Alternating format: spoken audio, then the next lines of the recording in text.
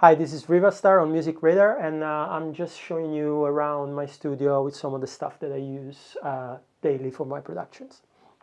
Okay, since I've been in London, I think this is my second studio, and I've been here for like 10 years. I changed different direction.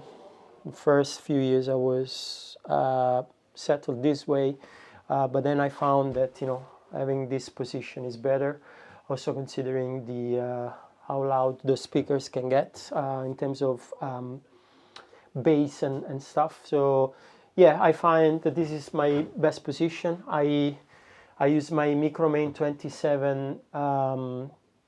It's been like almost 13 years now, and I love them. I know them inside out, and it allows me to play a lot with bass and understand some of the very low frequencies. And this one, I have them since '99. I was actually working in a studio in Napoli, and when I left the studio, they got gifted to me. Actually, one thing I'm very proud of is that this woofer is glued, and it never gave me problems, and I never wanted to move it because I love the sound, and it lets me understand some voice positions, even though when I do mix downs I use a lot of the speakers from the laptop, also from the phone, and from the cars and whatever, like I try and listen to the mix downs everywhere. So the studio is analog driven. I've always, as I said, I've always worked with mixers. I have different sort of mixers according to the kind of sound I want to achieve.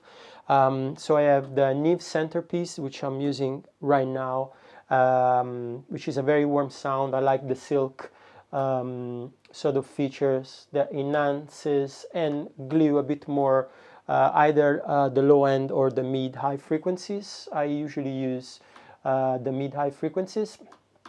And then I use the ADT Audio.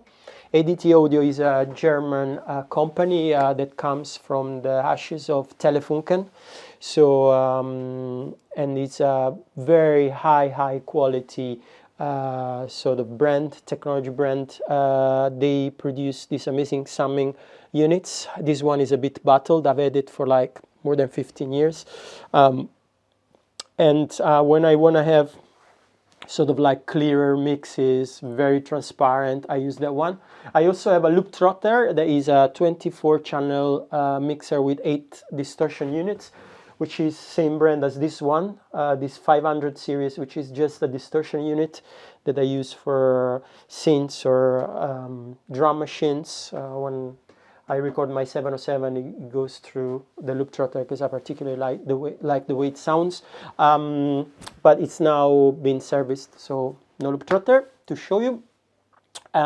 So I change mixes according to what I want to achieve. If I'm doing like a production for a more classic sounding sort of tune, whatever. So I use the ADT, or if I want to have like raw stuff, I use the loop trotter with the distortion units cranked up, or midway the Neve is the one.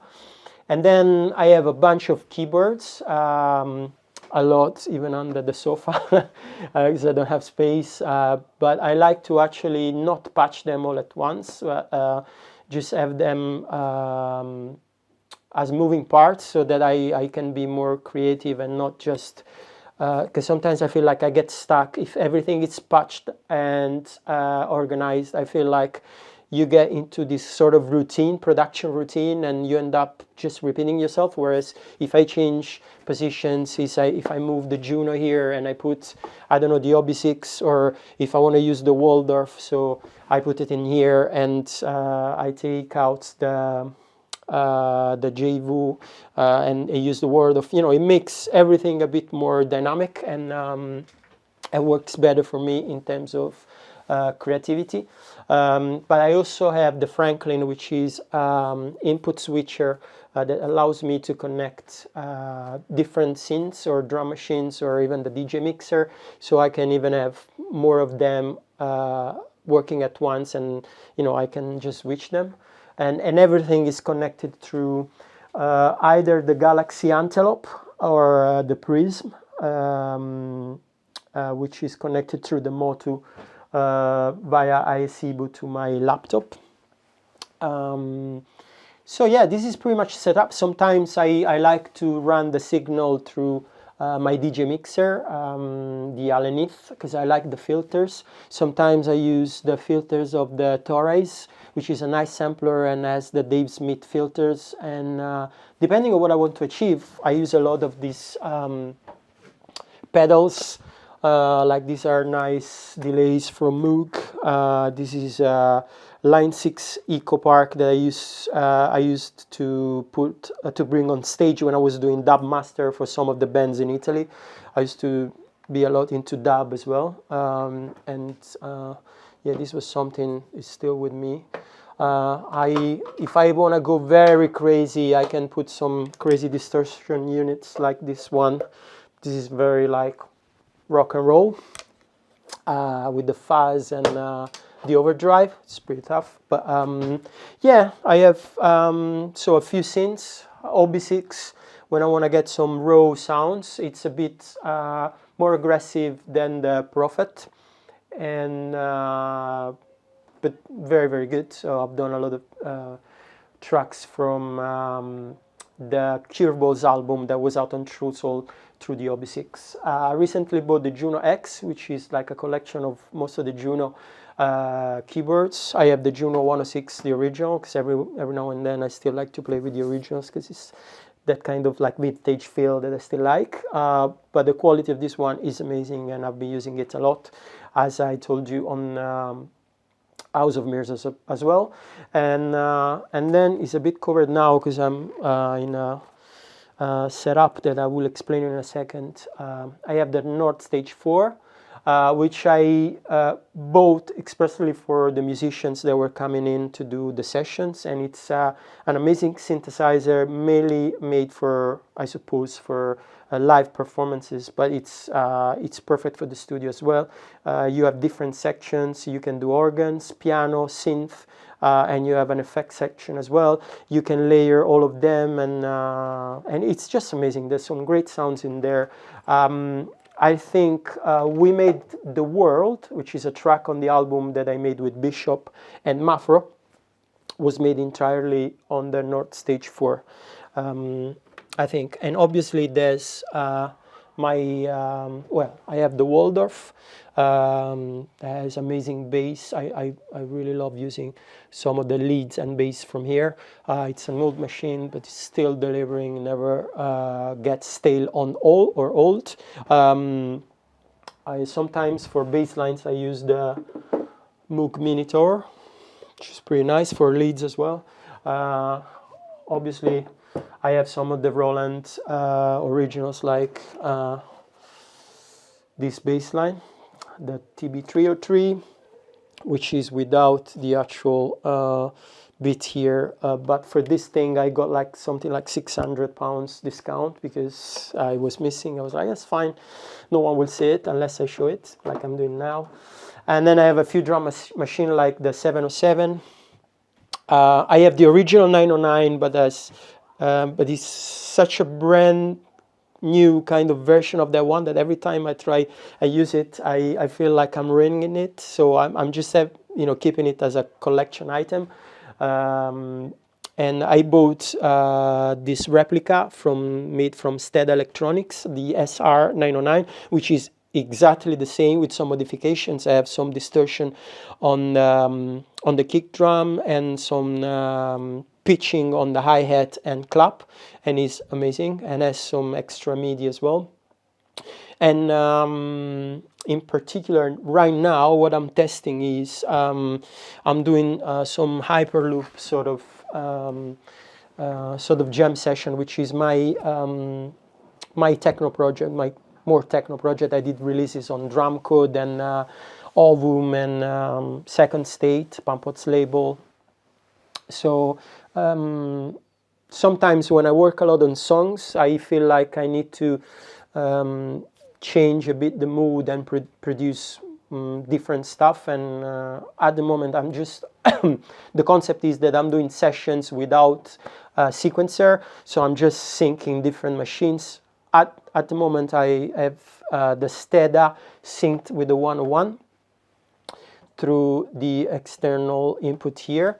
So basically the way it works is that the 909 sends the signal through the rim shot. So whatever the rim shot is doing in here, it's sending signals to the sequencer of the 101, and you can actually play chords or just load the notes you want to play.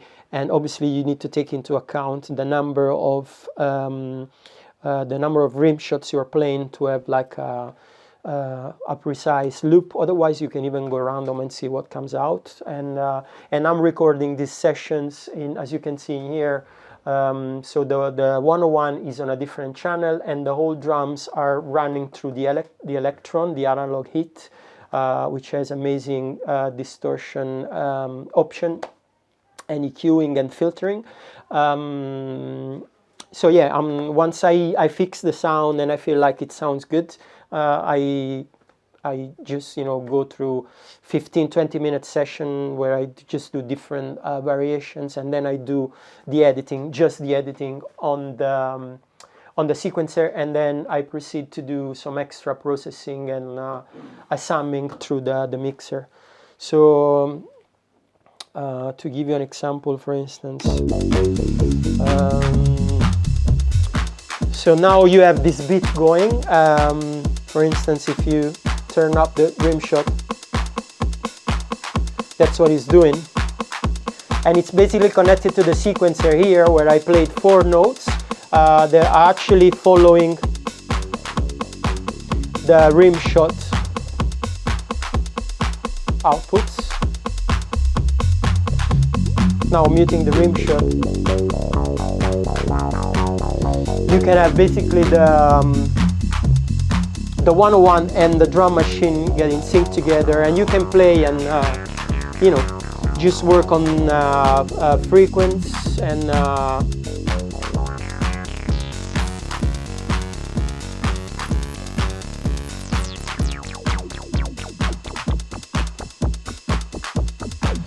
and basically play with the drum machine, do different variations.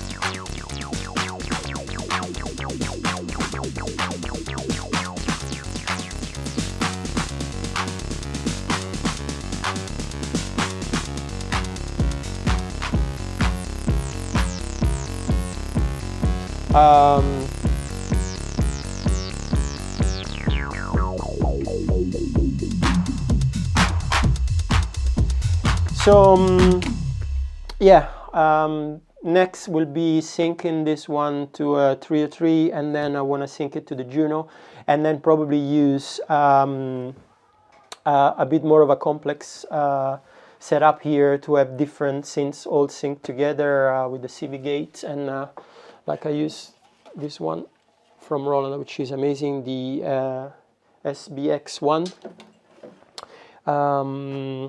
So yeah, this is pretty much the setup.